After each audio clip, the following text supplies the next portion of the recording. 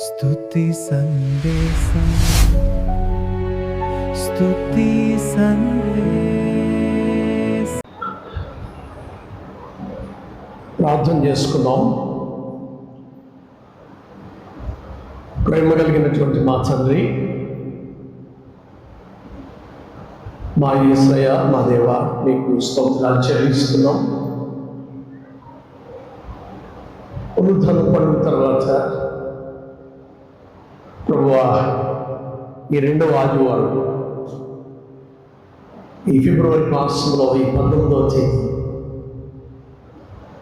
నీ సాన్నిధ్యంలో మేమందరము నీ పునరుద్ధరణ ప్రత్యక్షతానుభవాలను మేము ధ్యానిస్తూ ఆ పునరుద్ధరణ శక్తిని మేమందరం స్వతంత్రించుకోవడానికి మీరు దయచేస్తున్నటువంటి ఈ దివ్యమైనటువంటి భాగ్యం కొరకై స్తోత్రాలు చెల్లిస్తున్నాం. ఈ సమయంలో ఇప్పుడు నీకు అమూల్యమైనటువంటి మోక్కలను మేము వింటూ ఉండగా నీ స్వరమును విని, నీ మాట విని, నీ అడుగు జాడల్లో నీ ముఖాంతరంలో నుండి బయలుపరచబడేటువంటి దివ్యమైనటువంటి పలుకుల ద్వారా మేమందరము దేవా ఉన్నతమైనటువంటి అనుభవాలతో మలచబడడానికి సహాయం చేయమని ఈ సమయంలో మనందరినీ కూడా నేను నీ చేతులకు అప్పగించుకుంటూ కార్యం జరిగించుకొని మా ప్రభువును నీ రక్షకుడైనటువంటి యేసుక్రీస్తు వారి ఉన్నతమైన నామం బట్టి ప్రార్థిస్తున్నాము తండ్రి. ఆమేన్. కూర్చుందాము.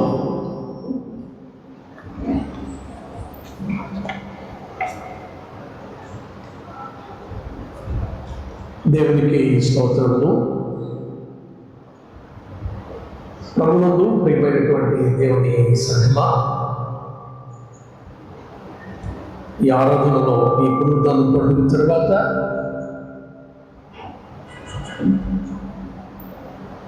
రెండవ ఆదివారం అయినటువంటి ఈ ఆదివారం మనము ప్రబోధన సంస్కారంలో సైతం కూడా మనము పాల్గొంటున్నాయి ఉండగా ఆయన సన్నిధికి విచ్చేసినటువంటి మీ అందరినీ కూడా ప్రేమతో ఆయన మూడవసారి ప్రత్యక్షమైనటువంటి ఈ పునరుద్ధరణైన తర్వాత అనుభవాల్లో ఆయన రండి అని ఆహ్వానిస్తున్నట్లుగా ఈరోజు మిమ్మల్ని అందరినీ కూడా ఆయన సన్నిధికి ఆహ్వానిస్తున్నాను. ప్రేమతో మీ అందరికీ కూడా స్వాగతాన్ని పలుకుచున్న రెండు చేతులను జోడించి మీ అందరికీ శుభములను తెలియజేస్తా ఉన్నాను. మీ అందరికీ వందనాలు.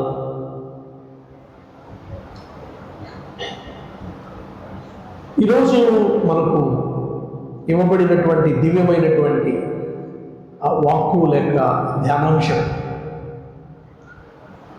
సంయుక్తమైనటువంటి భోజనం కొరకు పునరుద్ధరుడైనటువంటి ప్రభు ఆహ్వానం. Come and thy invitation by the risen Lord.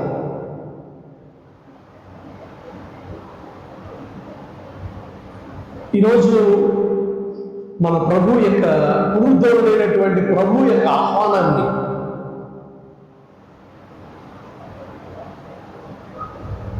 శిష్యుల యొక్క ఆయన్ని ఆనాడు ఆది సంఘము ఈరోజు కొరకైనటువంటి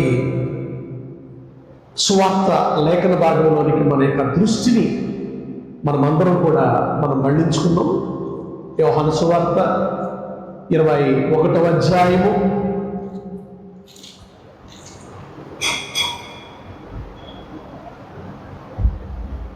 1 నుండి 14 వచనాల వరకు ఈరోజు ధ్యాన భాగంగా రాయబడింది. 14వ వచనాన్ని మనం చూస్తే, యేసు మృతులలో నుండి లేచిన తరువాత శిష్యులకు ప్రత్యక్షమైనది ఇది మూడవసారి. మొదటిసారి ఆదివారం సాయంకాలమున ఆయన తలుపులు వేసుకుని ఉండగా వారికి మధ్యకు వచ్చి వారికి సమాధానం కలుగునుగాక అని చెప్పాడు. ఆయన ప్రత్యక్షమైనప్పుడు వారితో కూడా తోమా లేడు. 8 దినములైన తర్వాత మరలా తిరిగి ఆయన తోమా వారితో కూడా ఉన్నప్పుడు ఆయన ప్రత్యక్షమైనటువంటి రెండవ అనుభవాన్ని మనం జ్ఞాపకం చేసుకున్నాం. నేడు ఈ మూడవ ప్రత్యక్షత ఆనాడు మన ప్రభువు లేక బోధకుడు యజమాని లేకపోయేటప్పటికీ వీళ్ళ యొక్క పరిస్థితి ఎలాగుందంటే అంత ఒక ఖాళీ అయిపోయినటువంటి పరిస్థితిగా ఉంది. సహజంగా మన కుటుంబాలలో మనము ఎరిగినటువంటి మనము అనునిత్యము చూస్తున్నటువంటి మన యొక్క సమాజంలో మన యొక్క కుటుంబాల్లో ఎవరైనా మన వారిని మనం కోల్పోయినప్పుడు కానీ వాళ్ళు కనిపించినప్పుడు కానీ ఆ కుటుంబం ఎలాంటి పరిస్థితులను చోటు చేసుకుంటుందంటే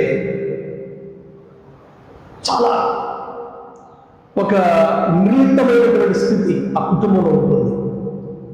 మా యజమాని లేడే, మా డాడీ లేడే, మాకు సరైనటువంటి నాదుడిక లేడే, మా సంగతి ఏంటి, మమ్మల్ని ఎవరు పట్టించుకుంటారు,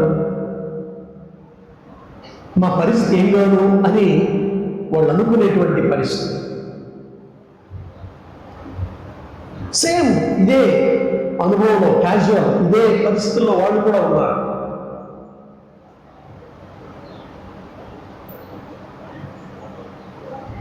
అప్పటికే దరిదాపుగా 2 వారాలు అయిపోయింది. ఇక ఈ టీం లీడర్ అయినటువంటి, చెప్పాలంటే పెద్దవాడైన, అందరికంటే పెద్దవాడైనటువంటి ఎవరు, పేతురు గారు, ఆయన పూర్వం ఆయనకు వృత్తి ఏంటి? ఆయన ఈ మత్స్యములను, చేపలను ఆ గలిలయ సముద్ర తీరంలో పట్టుకునేటువంటి వారు. తిరిగి ఆయన ఏమంటున్నాడంటే,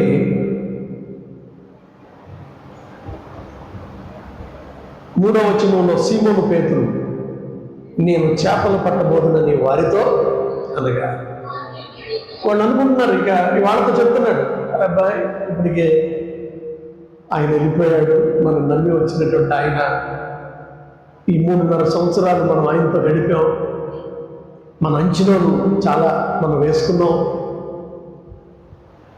ఎన్నో ప్లాన్స్ మనకు ఉండిపోయాయి, ఆ ప్లాన్స్ అన్నీ ఏమైపోయాయి?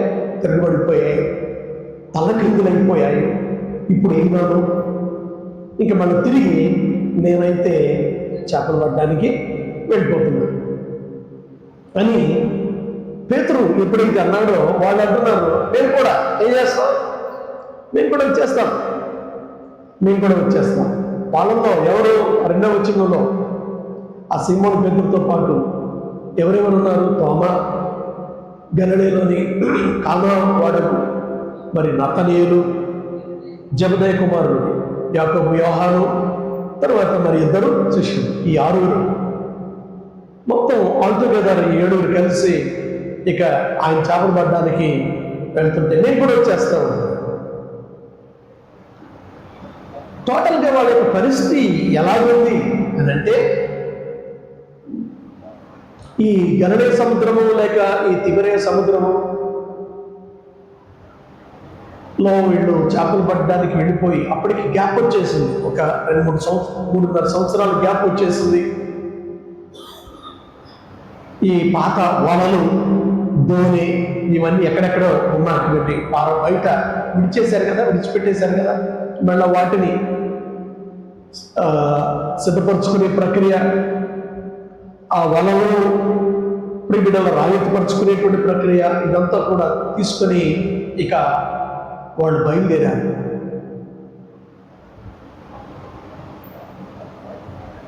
ఈ 3వ వచనంలో మీరు చూస్తే మనము గమనించినటువంటి అనుభవాలు, 2వ భాగంలో వారు వెళ్ళి దోణి ఎక్కింది కానీ ఆ నైట్ టైం, సహజంగా ఫిషర్మెన్ ఎప్పుడు బయలుదేరుతారంటే పగలు బయలుదేరారు. నైట్ టైం చేపలు పట్టడానికి నైట్ టైం వాళ్ళు ప్రారంభిస్తారు, వారు వెళ్తారు. కానీ వారు వెళ్ళారే కానీ చేపలు పట్టేటువంటి అనుభవం ఏ సీజన్లో, ఎప్పుడు, ఎక్కడ, ఎలా వల వేస్తే చేపలు పడతాయో, ఎటువైపు గాలి వస్తుందో, ఇప్పుడు చేపలు పడతాయో లేదో అనేటువంటిది వాళ్ళకి మెళుకువలు తెలుసు. వాళ్ళు చాలా ఆరితేరినటువంటి అనుభవం కలిగినటువంటి వాళ్ళు.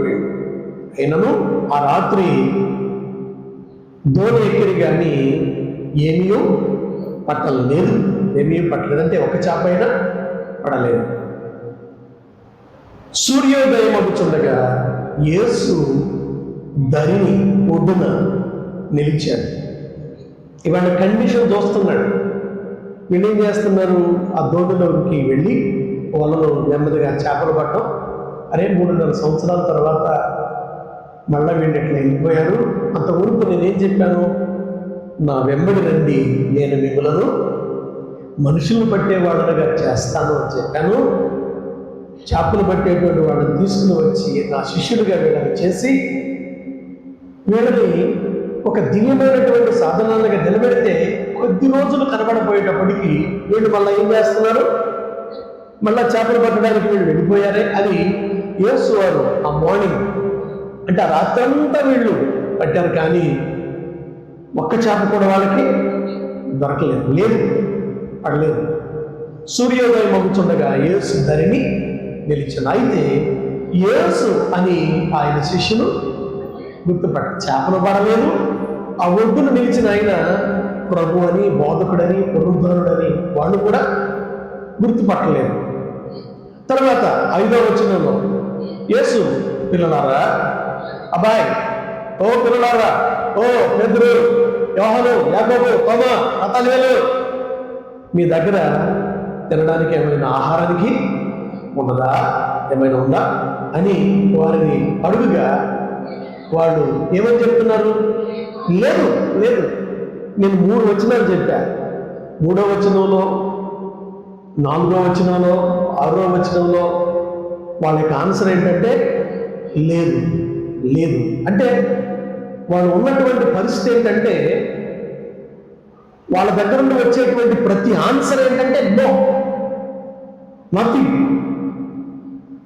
శూన్యం, మా దగ్గర ఏమీ లేదు. చాలాసార్లు మన కుటుంబంలో కూడా ఇలాంటి పరిస్థితి ఏర్పడతారు. అరే జేబులో 1 రూపాయి అయినా లేదే, నా పర్సులో అరే మన యొక్క కుటుంబానికి అవసరమైనటువంటి 1 రూపాయి కూడా వాడుకోవడానికి లేదే, అరే బ్యాంకులో కనీసం వెళ్ళి బ్యాలెన్స్ తెచ్చుకుందామంటే 1 రూపాయి కూడా లేదే. ఇలాంటి పరిస్థితులు చాలాసార్లు మనం కూడా ఎదురవుతాయి కదా. లేదు, ఏ ప్రశ్న అడిగినా సరే లేదు, లేదు, లేదు, లేదు అనే ఆన్సరే వాళ్ళ దగ్గర నుండి వస్తుంది. క్యాజువల్గా మన యొక్క లైఫ్లో కూడా ఇలాంటి పరిస్థితి ఏర్పడుతుంది. యేసు వారు లేకపోయేటప్పటికీ వాళ్ళ యొక్క జీవితం ఎలాంటి అనుభవానికి వెళ్ళిపోయిందంటే ఈ శూన్య స్థితికి వెళ్ళిపోయింది. ఏమీ లేదు అనేటువంటి అనుభవానికి వాళ్ళందరూ వెళ్ళిపోయారు. కొద్ది రోజులు కనబడిపోయేటప్పటికి వాళ్ళకి జీవితంలో వాళ్ళందరూ పలికేటువంటి మాట ఏంటంటే అన్నీ మర్చిపోయారు. ఒకే ఒకటి వీళ్ళ మాట ఉంది ఏంటంటే లేదు, లేదు, ఒకే మాట మిగిలింది. లేదు అనే మాట మిగిలింది వీళ్ళకి, ఇంకొక మాట లేదు వీళ్ళకి. ఇలాంటి పరిస్థితుల్లో పునరుద్ధరుడైనటువంటి యేసు వారి దగ్గరకు సూర్యోదయం అవుతుండగా ఎర్లీ మార్నింగ్ ఆ రాత్రంతా పట్టారు వాళ్ళు. ఆ చేపల ప్రయాసలో వాళ్ళు సాగిపోయారు. ఏమైనాను ఒకటి కూడా పడలేదు. ఆయనని గుర్తుపట్టలేదు. సరే, ఇంతకీ తినడానికి ఏమైనా భోజనం మీ దగ్గర ఉందా అంటే అసలు తినడానికి కూడా భోజనానికి మా దగ్గర ఏమి. సహజంగా ఫిషర్మెన్ చేపలు పట్టడానికి వెళ్ళేటప్పుడు కొన్ని రోజులకు సరిపడినటువంటి ఆహారాన్ని ఏం చేస్తారు? వాళ్ళు ముందుగానే స్టోరేజ్ చేసుకొని వాళ్ళు ఆ బోట్లో వాళ్ళు తీసుకుని వెళ్తారు. ఏమైనా ఉందా అంటే లేదు అంటారు. మరి ఎలా అంటే అలాంటి స్థితిలో ఉండిపోయారు. అలాంటి దుర్భరమైనటువంటి పరిస్థితుల్లో వాళ్ళ యొక్క జీవితంలో ఉన్నప్పుడు యేసు వారు వారి దగ్గరకు వచ్చి 6వ వచనంలో అప్పుడు ఆయన మీరు మీ దోణి ఏం చేయండి? కుడి ప్రక్కన వేయండి, కుడి ప్రక్కన వేయండి. బహుశా ఈ పేతురు గారికి కొంచెం ఈయన తొందరపడుతున్నాం కదా అనుకుని ఉండొచ్చు. నేను చాలా సీనియర్ని, చేపలు పట్టడంలో నాకు చాలా ఎక్స్పీరియన్స్ ఉంది. చాలాసార్లు మనం కూడా అనుకుంటాం, నేను ఎంతమంది పిల్లలు పెళ్లి చేశాను, నేను ఎన్నో ఇంట్లో ఈ పరిస్థితులన్నింటిలో నాకు చాలా అనుభవం ఉంది. ఈయన వచ్చి ఏంటి ఇక్కడ ఏమంటాడు ఏంటి, రాత్రంతా మనం ఇక్కడ చేపలు పడితే ఒక్కడు కూడా పడలేదు, ఈయన వచ్చి ఇప్పుడు ఇక్కడ కుడి ప్రక్కన వల వేయండి అని చెప్తున్నాడే. ఈ కుడి అనేటువంటి అనుభవం చాలా శ్రేష్టమైనది. మార్కు సువార్తలో, మత్తయి సువార్తలో మనందరికీ తెలుసు కదా, ఆయన కుడి వైపులో ఉన్నటువంటి వారిని ఆయన పిలుస్తాడు, నా తండ్రి చేత ఆశీర్వదింపబడిన వారలారా. ఎడమ చేతన ఉన్నటువంటి వారిని నా తండ్రి చేత శపించబడినటువంటి వారలారా అని పలికినటువంటి సంభవం మత్తయి సువార్త 25వ అధ్యాయంలో మనం ఈ పలుకులను మనం చూస్తాం. పునరుద్ధరణమైనటువంటి క్రీస్తు కూడా ఆయన తండ్రి కుడిపార్శ్వమునకు వెళ్ళి ఆయన ఏం చేశాడు, అక్కడ ఆయన ఆశీర్వడైంది. 118వ కీర్తనలో మనందరూ కూడా తెలుసు, ఆయన దక్షిణ హస్తాన్ని గురించి మనకి కనిపిస్తాయి. దక్షిణ హస్తం అంటే ఆయన కుడి అనుభవాన్ని గురించి జ్ఞాపకం చేస్తాడు.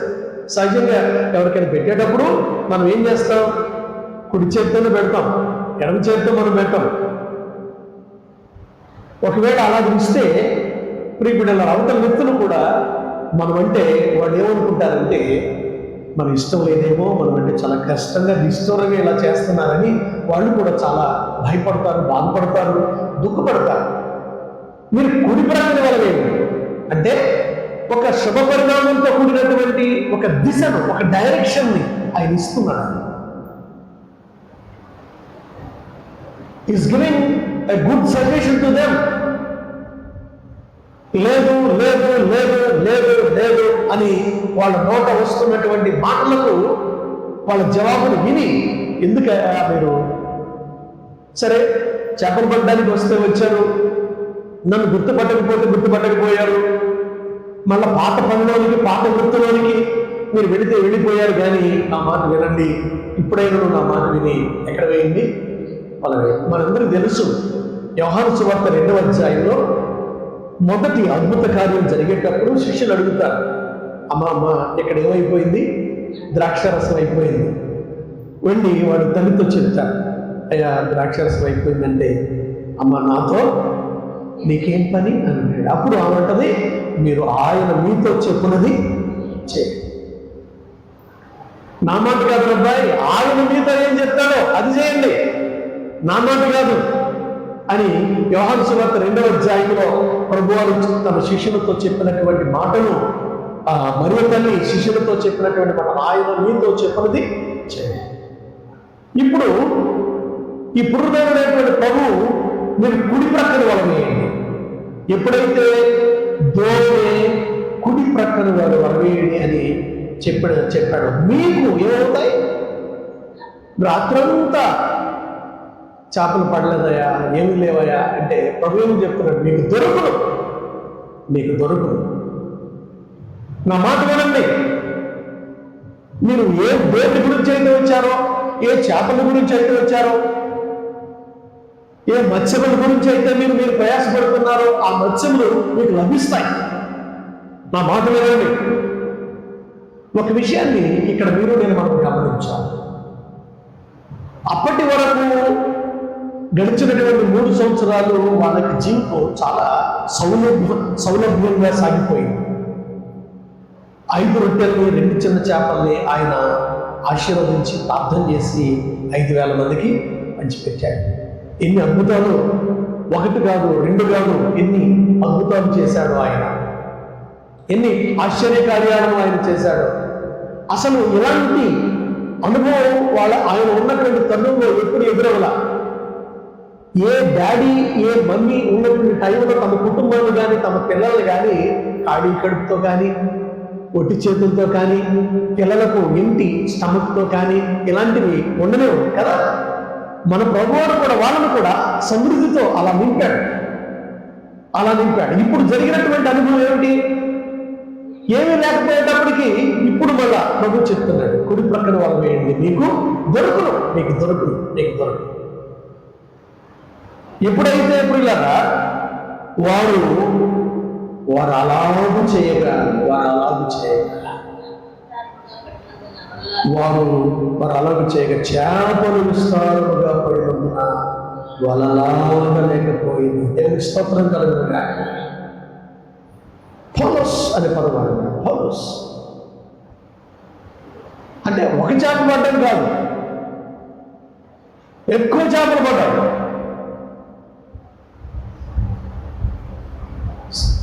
Number of fishes 20. విస్తారమైనటువంటి చేపలు వాళ్ళు పడినందున వల కూడా ఈవెన్ పిగిలిపోయి అక్కడ లాగలేకపోయారు. అక్కడ వల కూడా లాగలేకపోయారు. ఈ మాటలను నేను మనము జ్ఞాపకం పెట్టుకున్నాం. ఈరోజు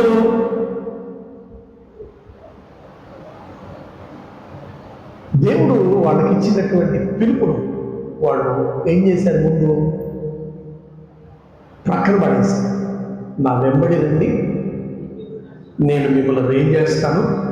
మత్తయి సువార్త 4వ అధ్యాయం 17-18 వచనంలో మీరు చదువుకుంటే అక్కడ కనిపిస్తుంది. ఆయన పేతురుని చూచి, సీమోను పేతురుని చూచి, నా వెంబడి రండి అబ్బాయి, నేను మిమ్మల్ని మనుషులు పట్టు జాలనుగా చేస్తాను ప్రభు చెప్పాడు. ఇప్పుడు మళ్ళా తిరిగి ఆయన పిలిచినటువంటి పిలుపును విస్మరించి ఆయన మాటను ప్రక్కన పెట్టి వీళ్ళు మళ్ళా తిరిగి చేపలు పడ్డానికి వెళ్ళిపోయారు. అంటే లోకంలోనికి వెళ్ళిపోయారు. ఒక విషయాన్ని జ్ఞాపకం చేస్తాను ఇక్కడ. ఒకసారి ప్రభువును అంగీకరించిన తర్వాత, మనం మారుమనసు పొందిన తర్వాత, రక్షించబడిన తర్వాత, బాప్తిసం పొందిన తర్వాత, లేకపోతే ఆయన యొక్క దివ్యమైనటువంటి శరీరత్వాల్లో పాల్పుచ్చుకుంటున్న తర్వాత మళ్ళా తిరిగి లోకంలో లోకస్తులతో కలిసిపోవచ్చా? మీరు చెప్పండి, కలిసిపోవచ్చా? చెప్పండి, మీరు చెప్పాలి, కలిసిపోవచ్చా? సార్ చెప్పండి, అందరూ చెప్పాలి. సైలెంట్గా చెప్పండి, సైలెంట్గా ఉండొద్దు. చెప్పండి, కలిసిపోవచ్చా? కలవకూడదు. దేవుడేమో అతి శ్రేష్టమైనటువంటి దివ్యమైనటువంటి అనుభవాన్ని మనకు ఇస్తే మళ్ళా తిరిగి అలా కలిసిపోవచ్చా? లూకాసు వార్త 9వ అధ్యాయంలో 62వ వచనంలో చివరి వచనం మీరు కానీ మనం చూసినట్లయితే, యేసు నాగటి మీద చేయి పెట్టి వెను తిరిగి చూచువాడు ఎవడను దేవుని రాజ్యములకు పాత్రుడు కాడు. దేవుని రాజ్యములకు ఒకసారి దేవుని అంగీకరించిన తర్వాత వెను తిరిగి కానీ మనం చూస్తే వాడు దేవుని రాజ్యానికి పాత్రుడు కాదే. ఇప్పుడు పేతురు స్పాయిల్ అవ్వడం మాత్రమే కాదు, కానీ పేతురు వెనకాల ఇంకొక 6 బయలుదేరి మీద కూడా వస్తా ఉంటే తను చెడ్డ కోతి వనవంతా జరిపింది అన్నట్టు ఇంకో కొంతమంది జరిపిందంట. ఈ చెరిపేటప్పటికి వీళ్ళు కూడా బదులయ్యారు, వీళ్ళు స్పాయిల్ అయ్యారు. వెను తిరిగి చూసేవాడు దేవుని ఆయనకు పాత్రుడు కాడు. మనం రాయవల్ల ఇక్కడ దేవుని రాజ్యంలోనికి వాళ్ళు ప్రవేశింపరు, వాళ్ళు యోగ్యులు కాదు అని ఇక్కడ రాస్తున్నటువంటి మాటలు మనం చూస్తున్నాం. హెబ్రీయులకు రాసినటువంటి పత్రిక 10వ అధ్యాయంలో 38వ వచనంలో కానీ నేను మనం గమనిస్తే, హెబ్రీయులకు రాసినటువంటి పత్రిక 10వ అధ్యాయము 38వ వచనాన్ని కానీ మనం చూసినట్లయితే, నా ఎదుట నీతిమంతుడైనటువంటి వాడు ఎలా జీవిస్తాడు? ఇది దేవుని బిడ్డలు గుర్తుపెట్టుకోండి. ఒకవేళ కొన్నిసార్లు గంజి తినే రోజులు వస్తాయి, ఆకలితో పొందినటువంటి అనుభవాలు ఎదురవుతాయి. నా చిన్న దినాల్లో మా డాడీ యొక్క సేవ అనుభవాల్లో అలాంటి అనుభవాలు ఎన్ని నేను చూచాను. కొన్నిసార్లు మంచినీళ్ళు త్రాగి పడుకున్నటువంటి రాత్రులను మా జీవితంలో మేము చూశాను. వేడివేడి ప్రియబిడలు ఏమీ లేక, ప్రియబిడలరా, ఆ రోజు వేడివేడి గంజి ఒకవేళ ఉంటే ఆహారం ఉన్నట్టే. ఆ రోజు కాదు, మునుపటి కొన్ని రోజుల క్రితం ఉన్నటువంటి ఆ గంజిని ఆల్రెడీ పులిసిపోయి వాసన వస్తున్నటువంటి దానిని కూడా సైతం ఆ యొక్క పొయ్యి మీద ప్రియబిడ్డలారా నీళ్లు మిక్స్ చేసి అలాగున మా యొక్క కడుపుని నింపుకున్నటువంటి రోజులు మా యొక్క బాల్య దినాల్లో మేము ఎదుర్కొన్నటువంటి సంభవాలను మీకు జ్ఞాపకం చేస్తున్నాను. బహుశా మనం కూడా అలాంటి దయనీయమైనటువంటి స్థితిలో నుండి వచ్చినటువంటి అనుభవం మనం కూడా కలిగి ఉండవచ్చు. ఒకవేళ అలాంటి పరిస్థితి వచ్చింది కదా అని, అలాంటి ప్రియబిడ్డల పరిస్థితి వచ్చింది కదా అని మన ప్రభువుని విడిచిపెట్టేయచ్చా? శ్రమలు వచ్చినాయి కదా, కష్టాలు వచ్చినాయి కదా, ఇబ్బందులు వచ్చినాయి కదా, నిందలు ఎదురైనాయి కదా, శ్రమలు ఎదురైనాయి కదా, చచ్చిపోయి రావు లేకపోతే అది అని బాయ్కాట్ చేయించా? మనం మనలో మాట అనుకున్నాం, అది శ్రమలు ఎదురవుతాయి. ప్రభు చెప్తున్నాడు కదా, మీకు అసలు శ్రమలు ఇంకా అనేకం కలుగుతాయి. ప్రార్థనా జీవితంలో, విశ్వాస జీవితంలో ఈ శ్రమలు వికటంగా ఎదురవుతూ ఉంటాయి.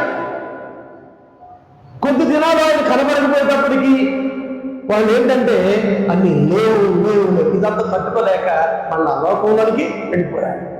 ఒక విషయాన్ని జ్ఞాపకం చేస్తా, ఇప్పుడు చదువునానా ఈ హెబ్రీయులకు రాసినటువంటి పత్రిక 10వ అధ్యాయం 38వ వచనంలో, నా ఎదుట నీతిమంతుడైన వాడు విశ్వాస మూలముగా జీవిస్తాడు, నీతిమంతుడిగా జీవిస్తాడు. అంటే లోకంలోకి వెళ్ళిపోడు, లేకపోయినా కడుపు కాలిన, నిందలు ఎదురైనా, శ్రమలు ఎదురైనా, కష్టాలు ఎదురైనా, బాధలు ఎదురైనా దేవుడి కోసం ధైర్యంగా నిలబడతాడు. తర్వాత చూడండి, అతడు వెనుక తీసిన ఎడల అతను యందు నా ఆత్మకి ఏముండదు, పీస్ ఆఫ్ మైండ్ ఉండదు, సంతోషం ఉండదు, వాళ్ళు స్థిరంగా ఉండలేరు, అశాంతి, ఆనందం ఉండదు. కారణం ఏమిటంటే ప్రియబిడ్డలారా మళ్ళీ తిరిగి లోకంలోకి వెళ్ళిపోతున్నారు. నా ఆత్మీయులారా జ్ఞాపకం చేస్తున్నారు, సాతానుడు ఏం చేస్తాడంటే మత్తయి సువార్తలో మీరు 4వ అధ్యాయంలోకి వెళితే ప్రభు దగ్గరికి వెళ్ళి కూడా సాతానుడు ఏం చేశాడు? శోధించాడు. ఈ రాళ్ళని రొట్టెలు చేసుకుని తినొచ్చు కదా, తిన్నాడా? ఆ యెరూషలేము దేవాలయం శిఖరానికి తీసుకుని వెళ్ళాడు, దూకున్నాడు. వాడి మాట విన్నాడా? కొండ మీదకి తీసుకుని వెళ్ళి ఇదంతా చూపించి ఇచ్చేస్తాడు, మరి సాగిలపడమంటే సాగిలపడ్డా? ఈనాడు ప్రియబిడ్డలారా సాతానుడు నన్ను మనలను ఎన్నో టెంప్టేషన్స్ గురి చేస్తాడు. మానవ జీవితంలో ఇలాంటి టెంప్టేషన్స్ మీ కుటుంబ జీవితంలో, మన వ్యక్తిగత బ్రతుకుల్లో, మన యొక్క అనుభవాల్లో, ఫ్యామిలీ లైఫ్లో ఎన్నో ఎదురవుతూ ఉంటాయి. ఎప్పుడైతే ప్రియబిడ్డలారా శ్రమలు వచ్చినాయి కదా, కష్టాలు వచ్చినాయి కదా, ఇబ్బందులు వచ్చినాయి కదా, ప్రియబిడ్డలారా నాకు రావలసినటువంటి లేకపోతే నేను పొందవలసినటువంటి పొందట్లేదు కదా ఏంటి అని మనము ప్రియబిడ్డలారా టెంప్ట్ అయిపోయి మళ్ళీ తిరిగి లోకంలోకి వెళ్ళిపోతే ఇక్కడ ఏముంది రాయబడి తెలుసా? దేవుని రాజ్యానికి మనం పాత్రలు కాలేము. రెండవది మన యొక్క హృదయంలో ఏముండదంటే ప్రశాంతత ఉండదు, నెమ్మది ఉండదు. అది లేకే యోధా వెళ్ళి ఏం చేశాడు? ఈనాడు చాలా మంది ఆ మనశ్శాంతి లేకే తమ జీవితాన్ని ఇట్లా తాము బలవన్మరణానికి పాలు చేసుకుంటూ చాలా మంది తమ జీవితాన్ని గురి చేసుకుంటున్నటువంటి వాడు. యంగ్ చిల్డ్రన్ లేకపోతే ఎంతో అనుభవం కలిగినటువంటి వాళ్ళు కూడా తమ జీవితాన్ని స్పాయిల్ చేసుకుంటూ తమ బ్రతుకుల్ని స్పాయిల్ చేసుకునేటువంటి వాళ్ళు కనిపిస్తూ ఉన్నారు నా ప్రియమైనటువంటి వాళ్ళు. కనుక ఇప్పుడు కానీ నేను ఇలాంటి పరిస్థితుల్లో వీళ్ళకి కానీ ప్రత్యక్ష అవ్వకపోతే వీళ్ళు కూడా నాకు దక్కరేమో అని ప్రభువారు 3వసారి ఆయన ప్రత్యక్షమై నా పిల్లలారా అని పిలుస్తున్నాడు. అంటే ఒక డాడీ తన పిల్లల్ని పెద్దోడా, చిన్నోడా, చిన్నమ్మాయి, పెద్దమ్మాయి, నా కుమార్తె, నా కుమారుడా, ఇంట్లో మన పిల్లల్ని పిలుస్తాం చూసారా, నా పిల్లలారా అని పిలుస్తున్నాడు. పిల్లలారా అని పిలుస్తూ మీ దగ్గర ఏమైనా తినడానికి ఏమైనా ఆహారం ఉందా? అది నాకు ఆకలేస్తుందా? మేమేం లేదనుకుంటే కనీసం మీరేంది మమ్మల్ని ఎట్లా అడుగుతున్నారని వాళ్ళు రకరకాలుగా అనుకుంటారు. సరే అయిపోయింది కానీ కుడి ప్రక్కన వేయగానే ప్రియబిడ్డలారా విస్తారమైన ఒక విషయాన్ని జ్ఞాపకం చేస్తా. యోహాను సువార్తలో 15వ అధ్యాయంలో ప్రభువారు ఆయన చెప్పినటువంటి ఆ యొక్క మాటలు నాకు వేరయ్యండి మీరు ఏమయో చేయలేదు. యోహాను సువార్తలో ప్రియబిడ్డల 15వ అధ్యాయంలో ఈ మాటలో ప్రియబిడ్డ మనందరికీ కనిపిస్తుంది. యోహాను సువార్త 15వ అధ్యాయంలో ప్రియబిడ్డలారా 5వ వచనంలో నాకు వేరుగా ఉండి మీరేమీ చేయలేరు. రాత్రంతా ప్రయాసపడ్డాను, వలలు దులుపుకున్నారు, ఆ దోణలు శుభ్రం చేసుకున్నారు, అన్ని చేసుకున్నారు, ఒక చేపలు పడలేదు. కానీ ఆయన మాట ప్రకారం ఎప్పుడైతే వాళ్ళు చేశారో విస్తారమైనటువంటి చేపలు. నా ప్రియమైనటువంటి వాళ్ళారా, దేవునికి వేరే నుండి మనం ఏదైనా చేయాలని మనం ప్రయత్నం చేస్తే దానిలో మనము సఫలీకృతులం కాలేము. దైవ చిత్తానుసారంగా మనం ఎప్పుడైతే మనం పయనిస్తామో అప్పుడే ప్రియులారా మనకి జీవితాలలో ఆశీర్వాదాలని మనం చూస్తాం. దేవుని స్తోత్రం కలుగునుగాక. సే హల్లెలూయా. దేవుడికి వేరుగా వాళ్ళు ఏదో చేద్దాము, అది చేద్దాం, ఇది చేద్దాం, ఏదో విధంగా మనం కడుపు నింపుకున్నాం, ఏదో విధంగా మన యొక్క జీవన యాత్రలో ముందుకు వెళ్దాం అని వాళ్ళు అనుకున్నారు. కానీ దేవుడు ప్రియులారా ఆయన వారికి ఒక మంచి పాఠాన్ని నేర్పిస్తూ ఉన్నాడు. విస్తారముగా ప్రియబిడ్డల చేపలు పడినందున వలలు లాగలేకపోయేది. కాబట్టి యేసు ప్రేమించినటువంటి శిష్యుడు ఇప్పుడు యోహాను గారు అంటున్నాడు, ఆయన ప్రభుసుని గుర్తుపట్టేశాడు. యేసు ప్రేమించిన శిష్యుడు అంటే ఎవరు? యోహాను గారు. ఎప్పుడైతే విస్తారమైనటువంటి చేపలు పడ్డాయో, విస్తారమైనటువంటి చేపలు కుడి ప్రక్కన వలంగాను కానీ ఒక్కొక్క సీజన్లో ఒక్కొక్క రకమైనటువంటి చేపలు పడతాయి. కానీ ఈ సీజన్లో అన్ని రకాల చేపలు పడిపోయాయి.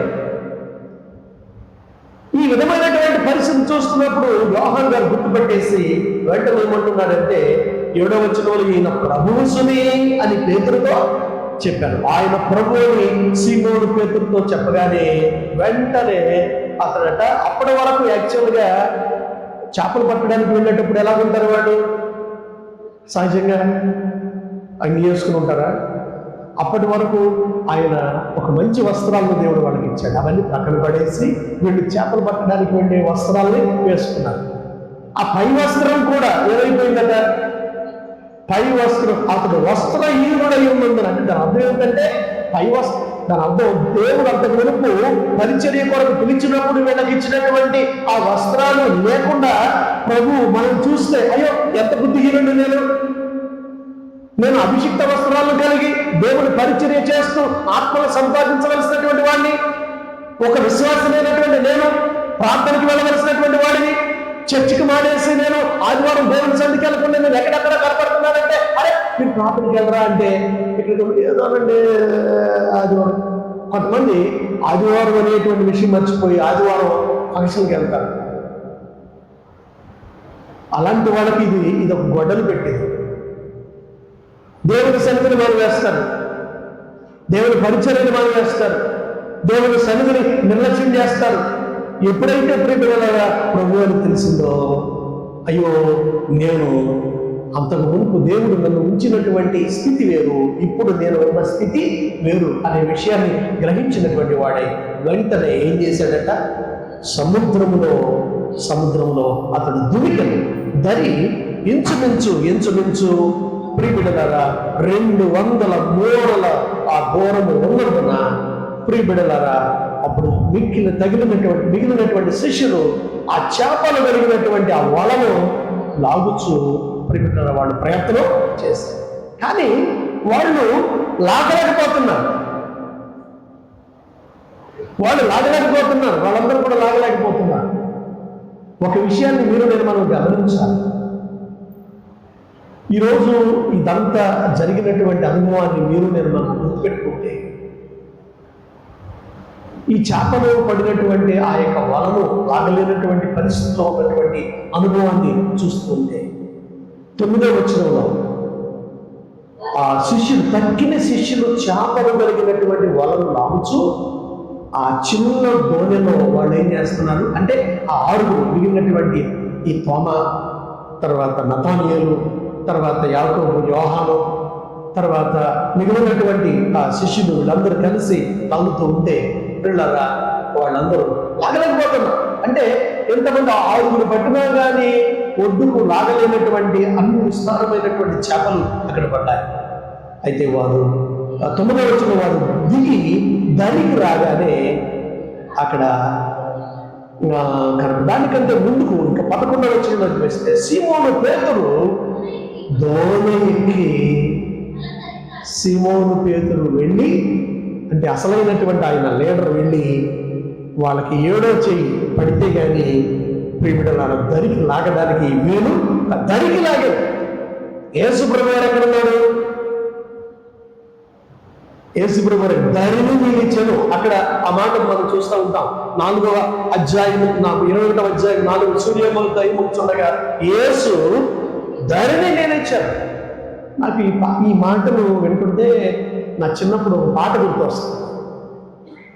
ఆదరించే దారే కనరాజే సంధ్యలో కనుమరుగైపోయే. ఈ పాట చిన్నప్పుడు మా మమ్మీతో కలిసి మేము సువార్త సభలకు వెళుతున్నప్పుడు ఆమె ఆలపిస్తున్నప్పుడు ఈ పాట ఎంతమంది పరవశులు అయిపోయేవాడు. ఆదరించే దారే కనరాజే సంధ్యలో కనుమరుగైపోయే నా జీవితాన చీకటులే పోగే ఆదరించే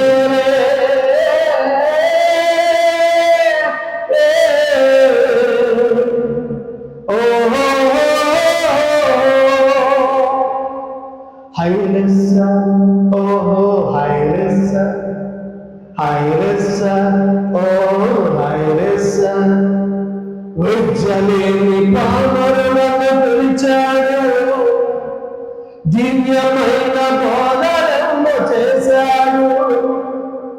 ఉజ్జలేని పామరులను పిలిచాడు, దివ్యమైన బోధనలు చేశాడు. మానవులను పట్టే జాగరులను చేసి ఈ భూమిలో మీరే సాక్షులన్నాడు. చేపలు పట్టేటువంటి మమ్మల్ని పిలిచి మనుషులను పట్టేటువంటి చేపలుగా చేసి మీరే ఈ భూమికంతమంత సాక్షులన్నాడు. ఆదరించే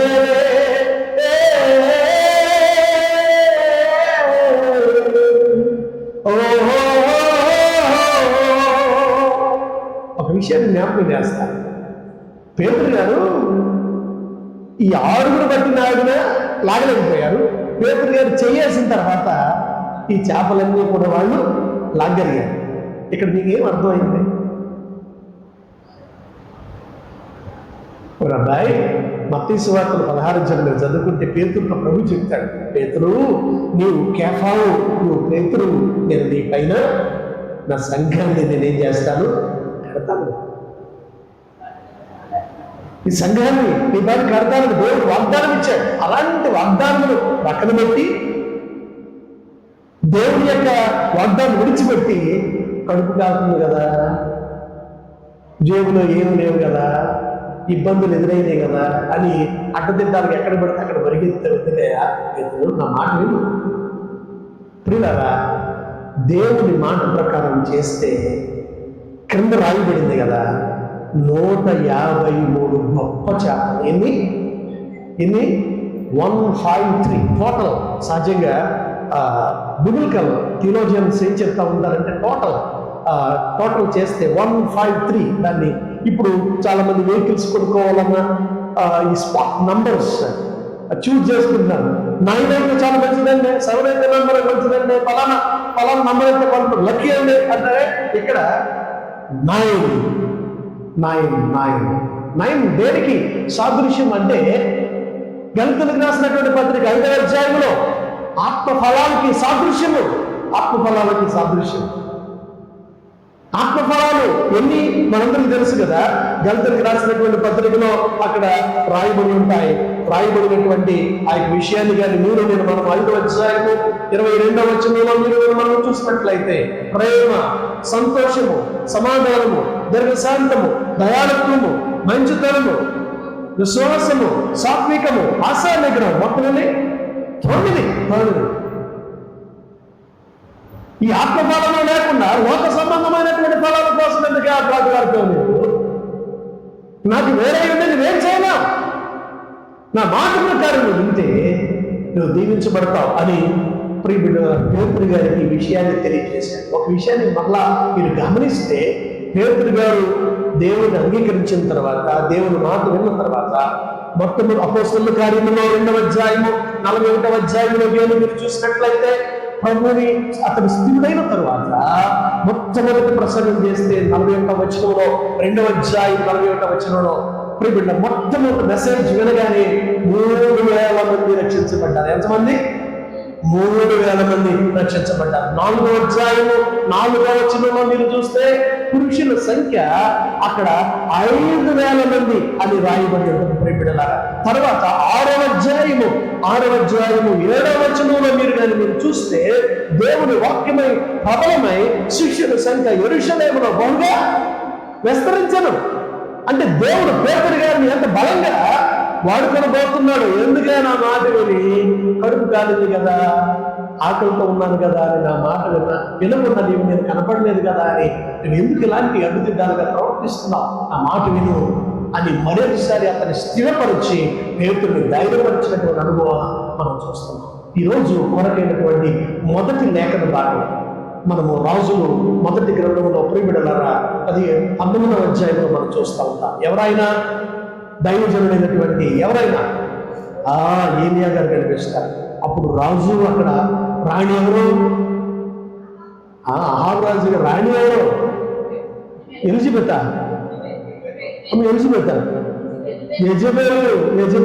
ఎలిజబెత్ కాదమ్మా, యజబేలు ప్రియబిడ్డలారా. మరి ఈయన్ని ఏం చేయడానికి పొడుగుంది? ప్రియబిడ్డలారా, అపమార్చడానికి పొడుగుంటే ఇతను బయలుదేరి మరణాపేక్ష కలిగినటువంటి వాడై. ఏ అపేక్ష?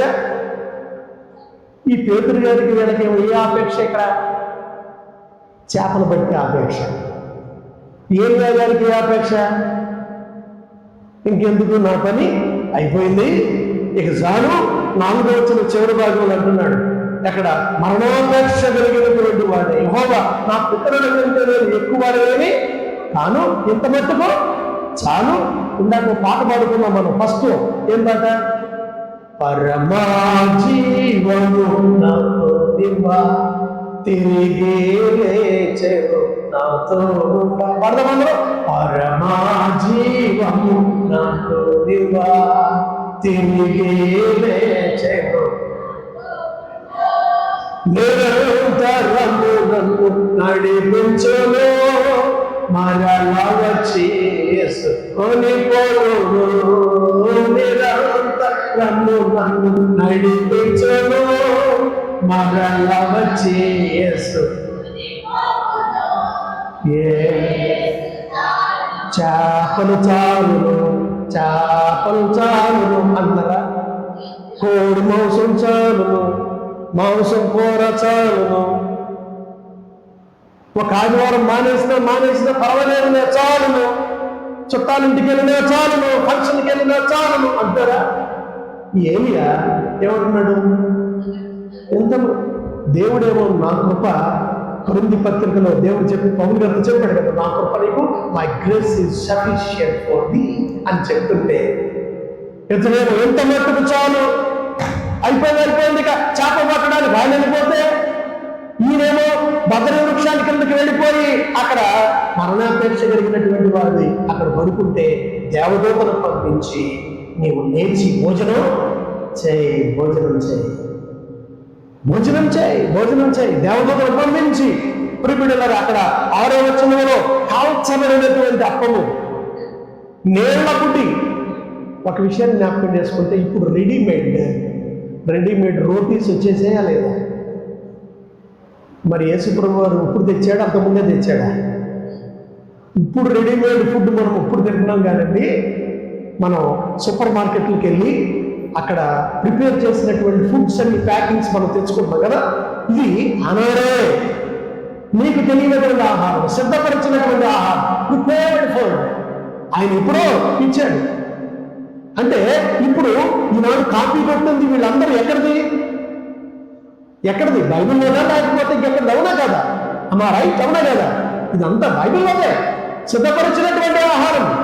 ప్రియబిడ్డలారా, కాల్చబడినటువంటి అప్పము నేల బుడ్డి అతను కనబడిన కనుక అతను భోజనం చేసి మళ్ళీ ఏం చేశాడు? మళ్ళా పడుకున్నాడట. వాడు మళ్ళా కనబడితే మళ్ళా 7వ రెండవసారి మళ్ళీ ఏం చేశాడు? దోత వచ్చి ప్రియబిడ్డలారా ఏం చేస్తున్నాడు? కనబడి, అబ్బా ఏంటా మళ్ళా పడుకున్నావేందా? నీకు భోజనం పెట్టింది ఎందుక? నీకు నీళ్ళు ఇచ్చింది ఎందుకోసమా? ఓ దైవజనుడా, ఎందుకు నీవా ఏ లేదాలు మీరు ఎలా చేస్తున్నారు? ఇప్పుడు 8వ చూడండి, అతడు లేచి నీకు అక్కడ 7వ ఏమంటాడంటే, నీ శక్తికి మించిన ప్రయాణం. ఎలా కదా? శక్తికి మించినటువంటి ప్రయాణం నువ్వు చేయాలా? దేవుని కోసం అండి, దేవుని బిడ్డలో నీకు మించినటువంటి కార్యాలు చేయాలి.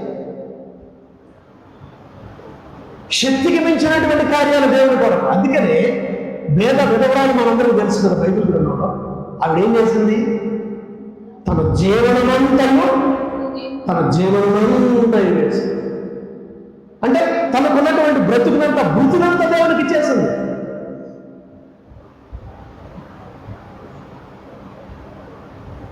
మనందరికీ తెలుసు, ఈ యొక్క పసక ఆ విందు సమయంలో ఒక స్త్రీ, ఎవరు మేరీ, ఏం చేసింది? తన శక్తి కొలది 300 దేనారముల ఖరీదైనటువంటి అచ్చ జటామాంసి అంతరం తీసుకుని వచ్చి ఆ బుడ్డిని పగలగొట్టి అతను తల మీద, యేసురాజు తల మీద వస్తుంది. ప్రభు అంటాడు యోహాను సువార్త 14వ అధ్యాయంలో అంటాడు, 12వ అధ్యాయంలో, ఈమె తన శక్తి కొలది చేసినది. ఇక్కడ రాయబడినటువంటి మాటలు చూస్తూ ఉంటే శక్తికి మించినటువంటి ప్రయాణం. నేను ఎందుకు నీకు ఆహారం పెట్టాను, ఎందుకు నీకు నీళ్ళు ఇచ్చాను? ఒక విషయాన్ని జ్ఞాపకం చేస్తాను. ఈరోజు మార్నింగ్ అయ్యారండి త్వరగా వదిలేస్తే మేము టిఫిన్ చేయకుండా వచ్చామండి. అయ్యారండి మేము ఏమి కాఫీ నీళ్ళు కూడా మంచి నీళ్ళు కూడా గుట్టకేయకుండా వచ్చామండి. నిజమే, భౌతికమైనటువంటి ఆహారాలు మళ్ళా మనకు. అందుకనే సమరయ స్త్రీతో మాట చెప్పాడు, ఏమంటాడు తెలుసా? ఈ లోక సంబంధమైన నీళ్లు త్రాగితే వాడు దప్పుకుంటాడు, కానీ నేనిచ్చు నీళ్లు త్రాగు ప్రతివాడు నీకెన్నడను దప్పికొను. అంటే దాని అర్థం ఏంటంటే, ప్రియబిడ్డలారా, ఇహలోక సంబంధమైనటువంటి ఆహారం తినకుంటే మళ్ళా మనం తినాలి, మరలా మనం త్రాగాల, మరలా మనము ఎన్నిసార్లు తినా మనము ప్రియబిడ్డలారా తాగవలసినటువంటి పరిస్థితి మనకు ఏర్పడుతుంది. కానీ యేసు వారు మీ కొరకై, నా కొరకై, మనందరి కొరకై ఇచ్చినటువంటి జీవాహారం మన్నా. ఇది ఏంటిది? యోహాను సువార్త 6వ అధ్యాయము. ఇది పరలోకము నుండి దిగి వచ్చిన జీవాహారం. హల్లెలూయా! ఏలియా గారికి ఇచ్చినటువంటి ఆహారం. ఇప్పుడు సముద్ర తీరమున, అయ్యబ్బా మీ దగ్గర తినడానికి ఆహారం ఏమైనా ఉందా? పాత్రంతో చేపలు పెట్టారు. ఎన్ని చేపలు పడ్డాయి? 153 చేపలు పడ్డాయి. సరే, ఆ 153 చేపలు పట్టుకోవాలి, ఒడ్డుకు తీసుకురావాలి, ఆ చేపలు చేయాలి, ఆ చేపలు కడగాలి, చేపలు వండాలి, చేపలు కాల్చుకోవాలి, చేపలు ఎంత టైం పడుతుంది. కానీ తీర ఒడ్డుకు వచ్చేటప్పటికి ఏం చేశాడు ఆయన? ప్రియబిడ్డలారా 9వ చూడండి, వారు దరికి లాగానే నిప్పులను వాటి మీద కాల్చబడిన రొట్టెలను చేపలను కనబడింది. ప్రిపేర్డ్ ఫుడ్, రెడీమేడ్ ఫుడ్ ఇక్కడ కనబడతాయి. మీకు తెలియని ఆహారం, దేవుడు సిద్ధపరిచినటువంటి ఆహారం, ప్రభు ఇచ్చేటువంటి ఆహారం. ఈనాడు చాలా మంది మీ ప్రియబిడ్డలారా తుచ్చమైనటువంటి అభిలాషల కోసమై, భౌతికమైనటువంటి లోక సంబంధమైనటువంటి వాటి కోసమై ప్రతలాడుతూ వెంబర్లాడుతూ మనం లోక సంబంధంగా పరుగులు తీరుస్తూ ఈనాడు సాగిపోతా ఉంటే విస్తారమైనటువంటి దీవెనలను మనం కోల్పోతాం. కానీ దేవుడి మీద డిపెండ్ అయితే దేవుడే ఆయన సిద్ధపరిచినటువంటి ఆహారాన్ని మనకిస్తాడు, విస్తారమైనటువంటి దీవెనలను ఆయన మనకు ప్రసాదిస్తాడు అనేటువంటి విషయాన్ని వీడి మీద మనము గుర్తు పెట్టుకోవలసినటువంటి వారణంగా మనం ఉంటూ ఉన్నాం. యేసు దరికి లాగాను అంటే దీని అర్థం ఇక్కడ పేతురు గారు ఆ యొక్క వలను ఏం చేశాడట?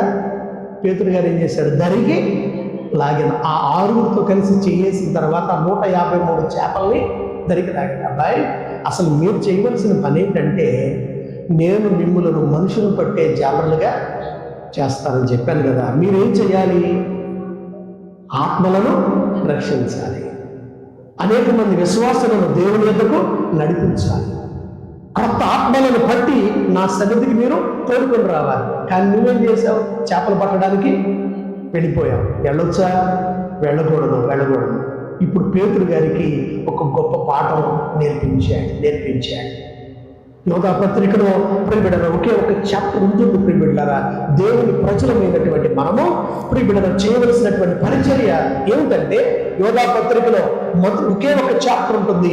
ప్రియబిడ్డ 22వ వచనంలో రాయబడి, సందేహపడు వారి మీద కనికరము చూపుడి, అగ్నిలో నుండి లాగినట్టుగా కొందరిని ఏం చేయాలట? కొందరిని లాగి ఏం చేయాలి? రక్షించాలి. ఇప్పుడు పేతురు గారు వాళ్ళు చేపలు లాగుతుంటే, అరే మీరు లాగలేరురా, నేను వస్తున్నా, లాగండి రా అని చేపలు లాగడానికి వెళ్ళి, లాగాను, నేను హెల్ప్ చేశాను మీకు అనుకుంటున్నాడు. కానీ మీరు చేపలు కాదురా లాగాల్సింది, చేపలు కాదురా పట్టాల్సింది, మీరు మనుషులు పట్టాలి అని ప్రభువారు వారికి జ్ఞాపకం చేసి అగ్నిలో నుండి లాగినట్టు అనేకులను ప్రియబిడ్డలారా, దేవుడు నిన్ను నన్ను మనలను ఎందుకు రక్షించుకున్నాడో తెలుసా? అగ్నిలో నుండి లాగినట్టు అనేకులను నేను మనం ఏం చేయాలంటే, అనేకులను దేవుని ఎందుకు ఏం చేయాలి? నడిపించాలి. ఒక విషయాన్ని జ్ఞాపకం చేస్తాను, చివరిగా నేను చెప్పేసి ముగించేస్తా. ఏలియా గారికి మరణాపేక్ష ఎందుకు? అవసరమైతే ప్రియబిడ్డలారా, బాప్తిస్మం ఇచ్చి యోహాను వలె నువ్వు తప్పు చేసేవని రాజులు సైతం కూడా ఎదురించి సువార్తను ప్రకటించాలి. ఆహాబు గారికి సువార్తను ప్రకటించాలి, యజమాని గారికి సువార్త ప్రకటించాలి. మరణాపేక్ష కలిగినటువంటి వాడై నాకు ఇంతే చాలు అని ప్రియబిడ్డలారా ఎందుకు అయిపోవాలి?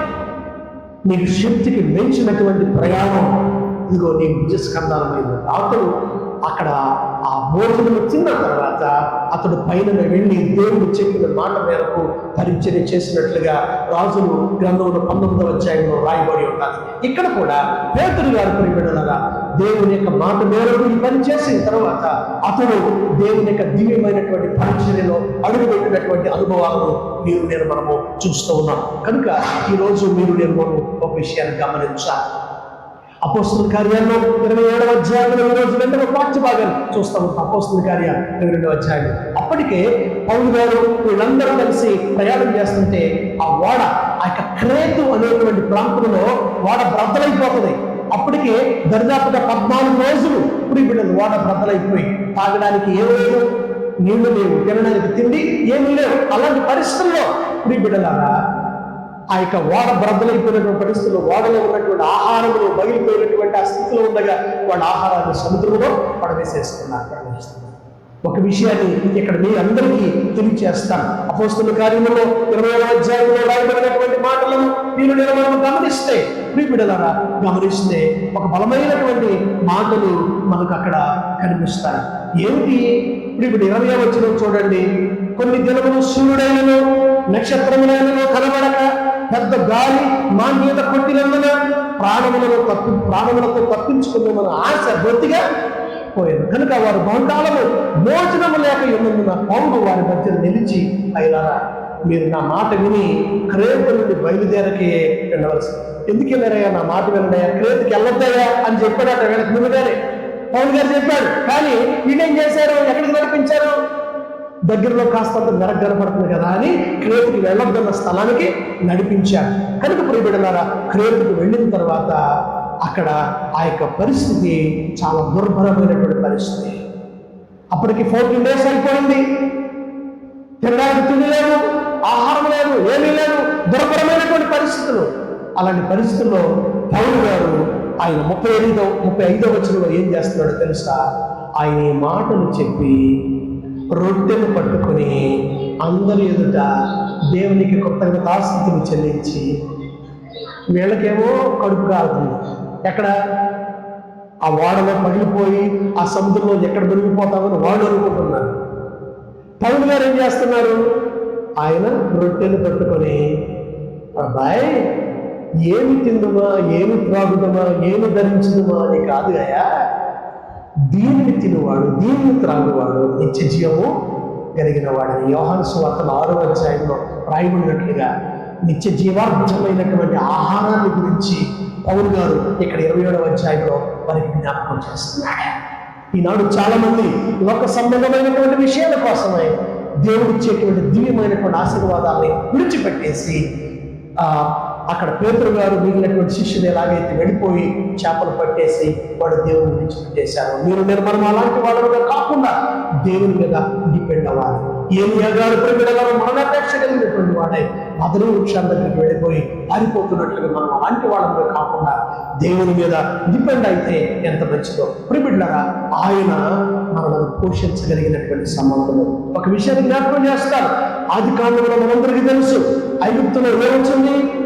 కరువు వచ్చింది. వీళ్ళందరూ ఎక్కడికి వెళ్ళారు? ఇజ్రాయెల్స్ అందరూ కూడా ఎక్కడికి వెళ్ళారు? యోసేపు యొక్క సహోదరులు యాకోబు కుమారులందరూ ఎక్కడికి వెళ్ళారు?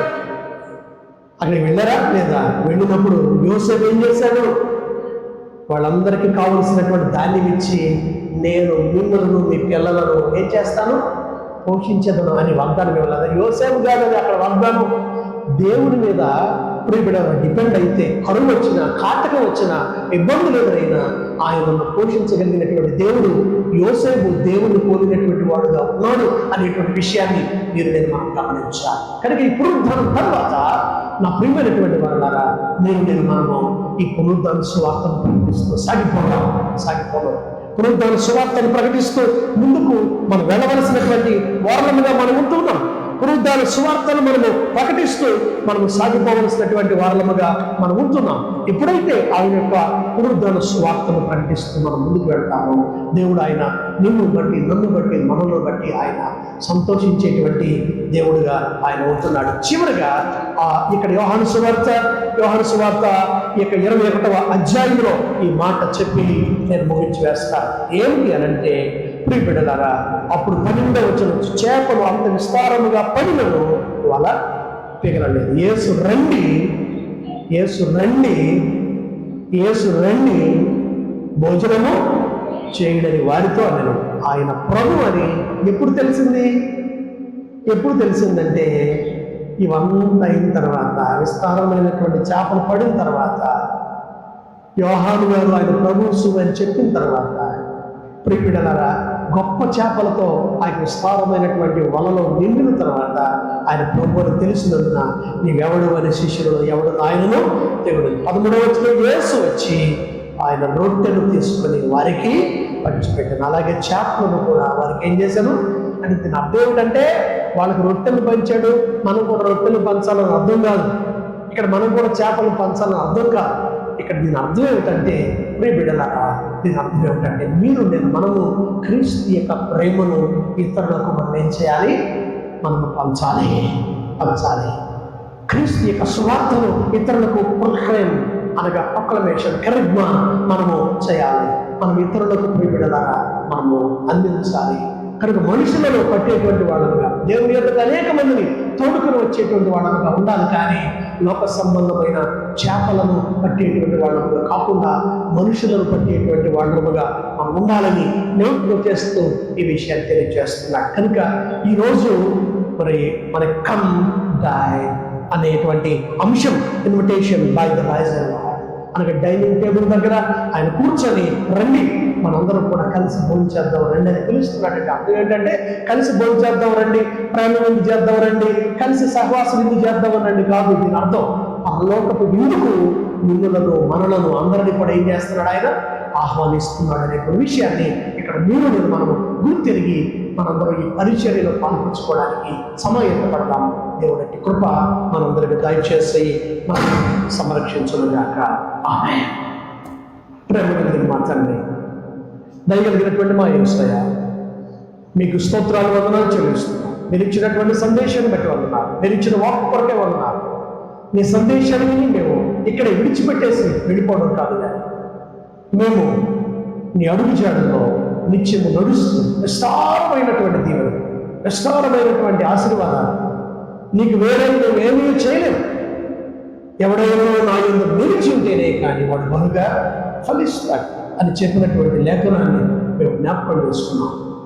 దేవా, అంత మాత్రమే కాదు, 12వ అధ్యాయంలో యోహాను సువార్తలో గోధుమ గింజ భూమిలో పడి అది చచ్చితేనే కానీ అది విస్తారముగా ఫలిస్తుంది.